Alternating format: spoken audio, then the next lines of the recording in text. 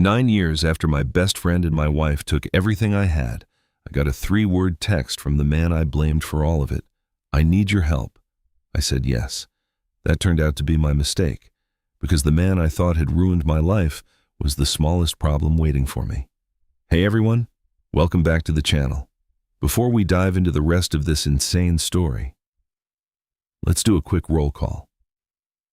Where are you watching this from today? Drop your city or country in the comments below. All right, let's get into it. The text came from Richard, my wife's affair partner, the man who bled my business dry and walked away with my life in his pocket. 9 years of silence, and then those 3 words on a Tuesday morning, like no time had passed at all. I didn't answer.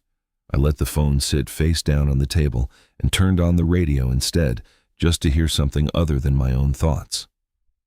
Crosby Resort has filed for bankruptcy. I know how to read water.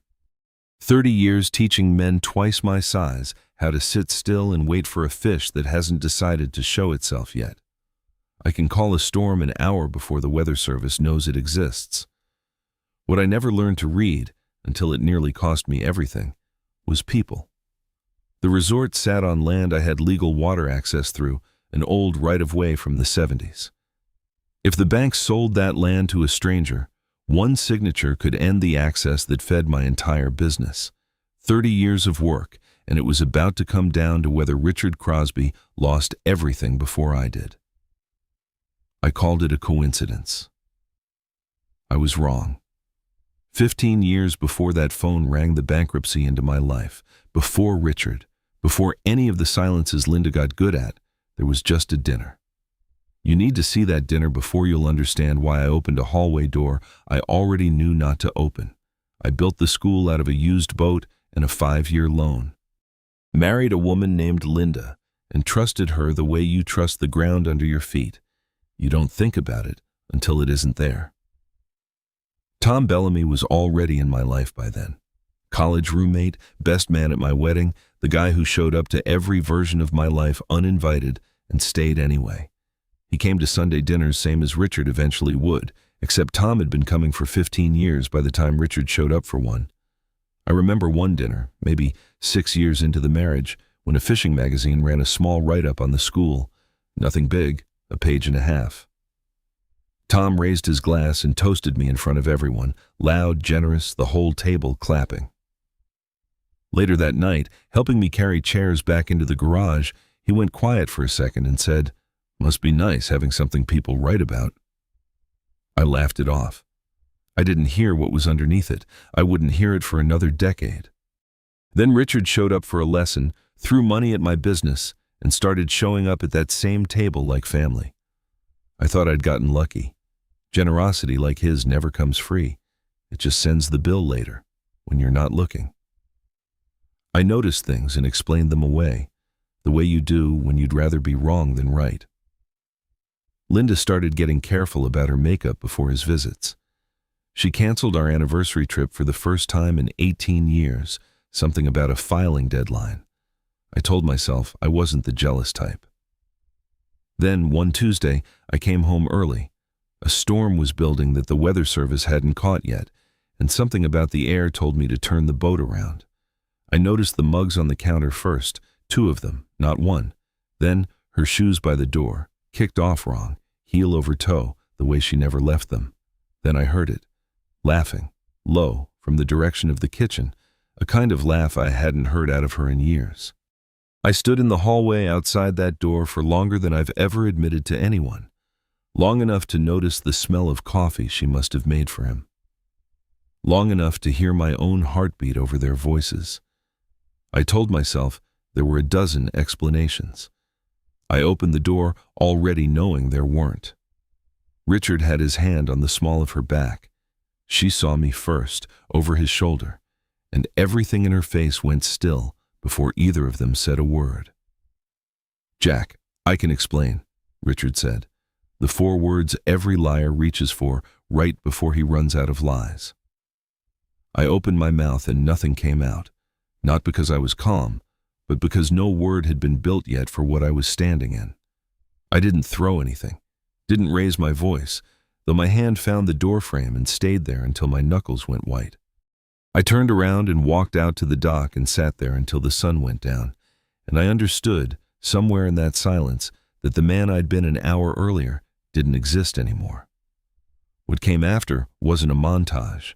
It was 2 years. I lost the house first. Couldn't carry the mortgage alone once Richard pulled his money and half my client list walked with him out of politeness. I lost the school's name, the one with my father's old boat painted on the sign, because the bank owned the building it hung on. I slept on Tom's boat shed floor for 4 months before I could afford a bed, and there were nights I genuinely didn't know if I'd fish again, because I couldn't make myself untie a boat from a dock without my hands shaking. I dated exactly one woman in 9 years. Her name was Carol. She taught 3rd grade, and she laughed at my jokes even when they weren't funny. 6 weeks in, she asked if she could come along on a Saturday lesson just to watch. I told her no, and I didn't have a real reason ready when she asked why. I broke it off myself a week later before she could see enough of me to leave first. She sent one text after that. "You didn't have to do that alone." And I never answered it. That was the cost, not a sentence. 2 years, a house, a name, and whatever part of a man it is that lets him believe someone new is safe to love. Tom was there for most of it, in a way that looked, from the outside, like the best kind of friendship. He gave me the shed. He never once mentioned the loan again after the first year. He showed up at 5 a.m. on the mornings I couldn't make myself go alone, sat in the boat without saying anything, just so I wouldn't be out on the water by myself. Some of those mornings I caught him watching the water instead of watching me, a look on his face I couldn't place, not pity, something closer to hunger, and I told myself grief was making me see things that weren't there. "Forget Richard," he told me that first week, handing me the keys. "Just forget him." He said it like an order, not comfort, and something about the force of it stuck with me longer than the kindness did. I let it go. That was my first mistake with Tom, and it wouldn't be my last. Usually there's less time between a disaster and your next mistake than you think. For me, it took 3 years. That's when a guide outfit out of state offered to buy into the school. Real money, enough to get the old name back, enough to hire staff so I wasn't teaching every lesson myself. I brought it to Tom before I signed anything, out of habit more than anything else. He listened, nodded along, and then spent 20 minutes walking me through everything that could go wrong with people I didn't know well enough to trust yet. I turned it down, told myself I was being careful. It would be years before I noticed the pattern, that every door that might have taken me somewhere Tom couldn't follow, he'd helped me close with both hands, gently, one reasonable worry at a time. 9 years of rebuilding, brick by brick, half the size, all mine. And then that text, and the bankruptcy on the radio, and no way out of going back. My lawyer's first call gave me hope. The right-of-way survives a change in ownership. His second call, a day later, took it back. Crosby had put the right-of-way up as collateral. I could win. I could also spend everything I had left finding out. I met Richard at a coffee shop by the marina. He looked worse than I expected, hollowed out, hands shaking under the table like he was hiding a tell. He needed a consultant. Investors would trust for his last project. I gave him one condition. Business only, nothing personal. Whatever you say. He slid a contract across the table. I read every line of it twice. I wasn't handing that man anything blind a second time in my life. What I couldn't catch wasn't in what was written. Buried in the boilerplate was a single clause chaining my liability to some older document I'd never seen and couldn't chase down before my deadline ran out. I signed anyway. Walking away meant losing the water rights I'd come there for in the first place. Months later, I'd learn exactly what that clause was built to do, and that Richard, or someone standing behind him, had made sure it did it. His daughter Maya ran the numbers on the project. I'd met her before I even knew who she was. She was watching one of my lessons from behind a fence with the kind of focus that felt more like an inspection than curiosity. "I'm pricing out how much it'll cost to fix this dock," she said, "since my father thinks fishing lessons are going to save his business." "So you don't agree with your father?" "I haven't agreed with anything he's done since I was 14. That number stuck with me. 14. I asked her about it, weeks later, once we were actually talking instead of trading paperwork. Turned out, that was the year her mother found out Richard had quietly drained her college fund into a bad investment and replaced it before anyone noticed. Everyone except Maya, who noticed everything and never told her mother, because by then, she'd already decided the only way to survive her father was to become someone who caught things before they cost her anything. She became an analyst because her father taught her, without meaning to, that numbers don't lie even when people do. She wasn't in my story to move my investigation forward. She'd been running her own for 13 years before I ever showed up in it, and it hadn't been a straight 13 years either. She'd chased 2 dead ends before mine, and once accused an innocent bookkeeper of moving money that turned out to be simple misfiling, an accusation her father never once let her forget.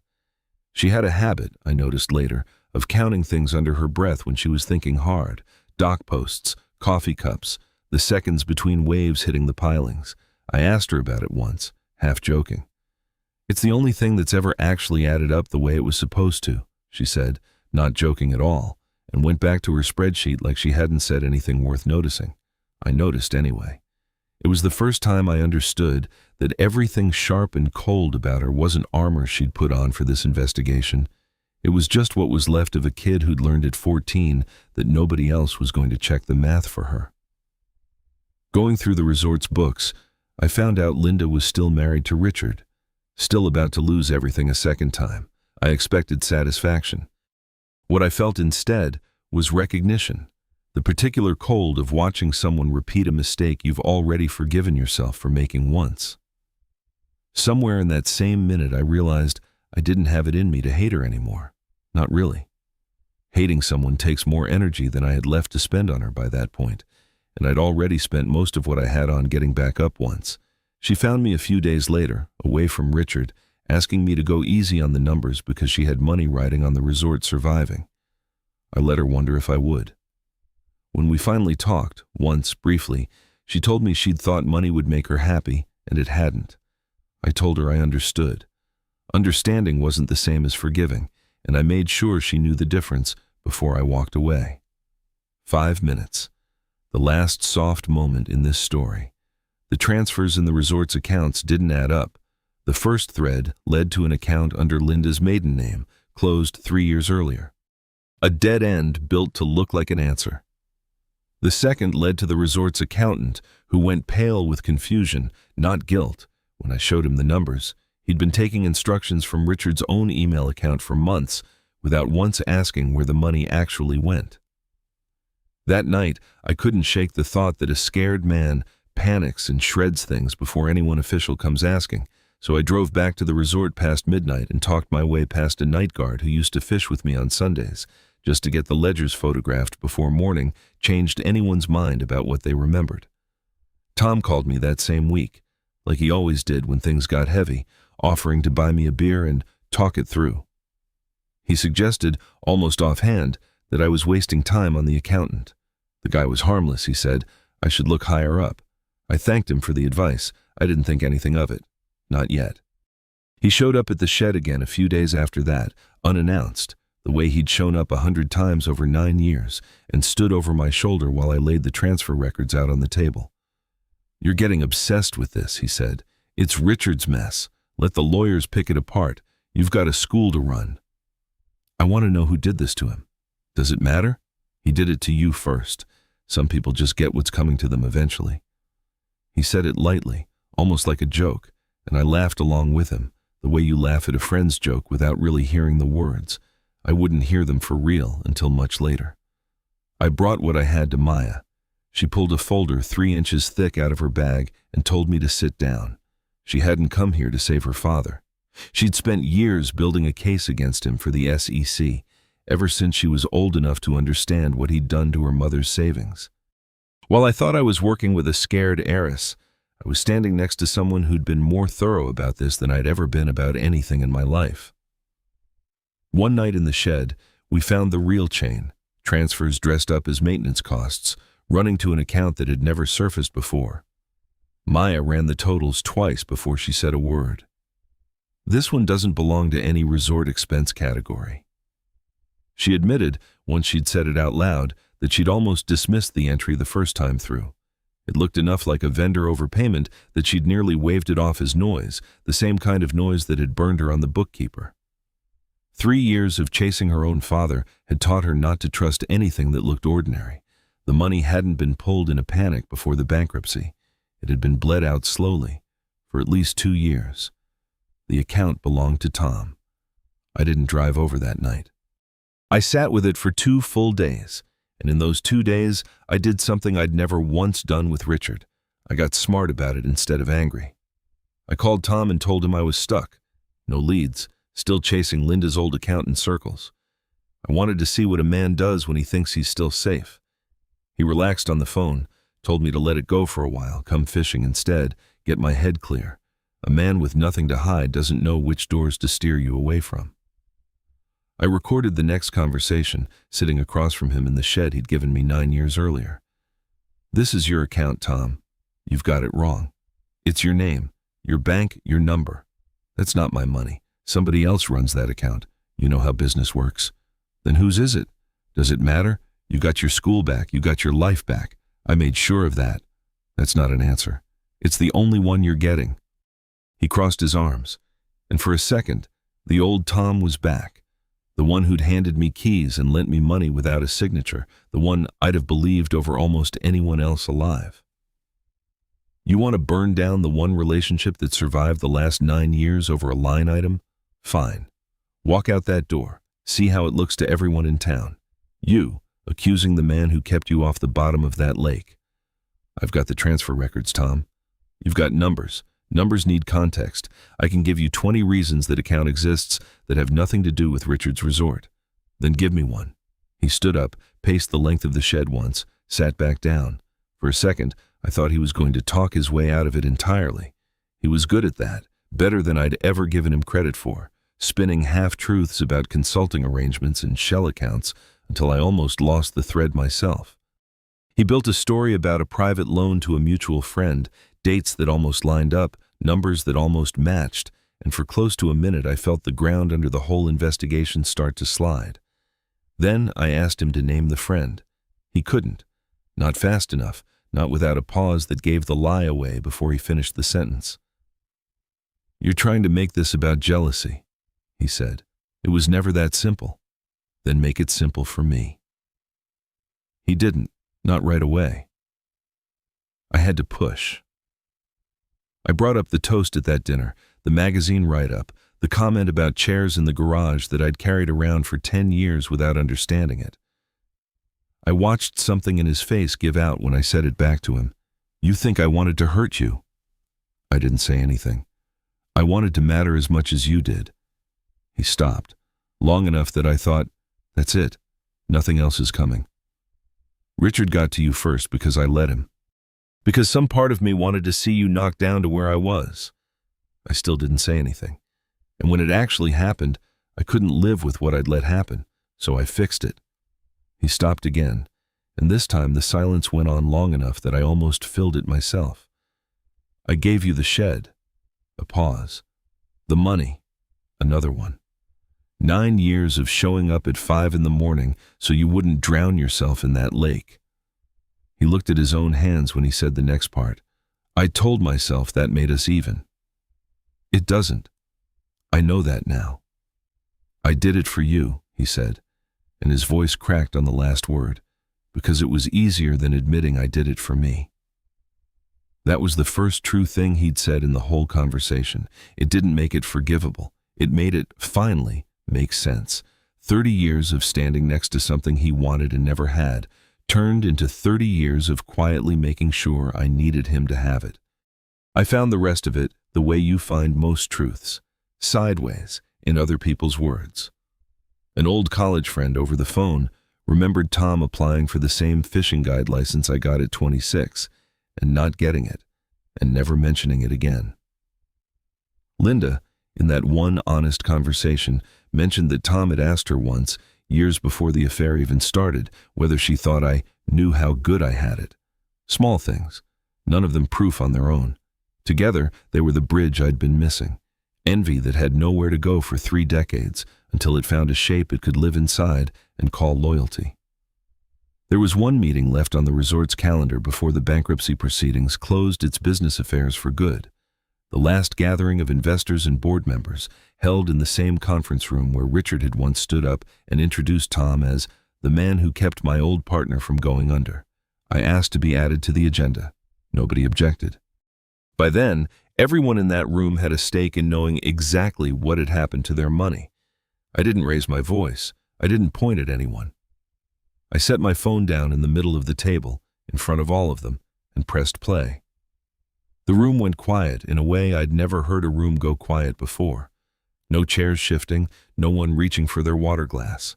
Just Tom's voice, flat and small out of a phone speaker, saying the thing he'd never once said to any of their faces.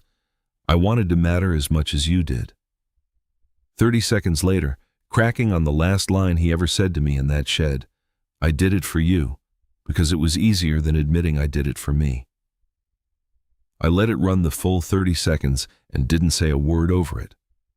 When it ended, I picked the phone back up. Nobody looked at Tom for what felt like a full 10 seconds. He didn't try to explain himself. There was nothing left to explain to a room that had just heard him explain himself already. What I gave him in that room, what I gave all three of them, in the end, wasn't revenge. It was the truth, said once, in front of the people whose opinion they'd spent their whole lives protecting. Going to the SEC came with its own trap. Right before Maya and I walked into the investigator's office, an attorney pulled me aside and told me plainly that buried charter clause tied my consulting authority to the exact window the funds were withdrawn. Nobody was accusing me of writing it that way, but if the commission decided I'd known any part of the scheme and kept working anyway, the clause alone was enough to turn me from a witness into a defendant.